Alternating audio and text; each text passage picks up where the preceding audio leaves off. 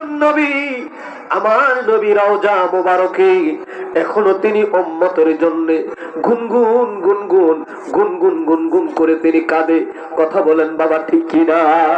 ওই নবী রহমাতুল লিল আলামিনের শানে দুরূদ শরীফ পড়লে আল্লাহ কি খুশি হয় না বেজার হয়? আরে জোরে বলেন, খুশি হয় না বেজার হয়? এখন হয়তো কেউ বলবেন, হুজুর বৈশা পড়বো না দাঁড়ায়া পড়বো, শুয়া পড়বো, ডাইন কাতে পড়বো না বাম কাতে পড়বো, কোন কারণে পড়বো, কোন দিকে পড়বো? আল্লাহ কো শোনো, আমি আল্লাহ কোন কালের মধ্যে আমার নবীর আমি সীমিত রাখি নাই, আমার নবীর দুরুদ আমি আল্লাহ সীমিত রাখি নাই।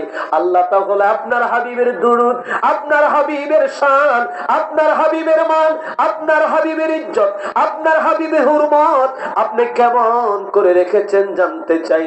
আল্লাহ বলে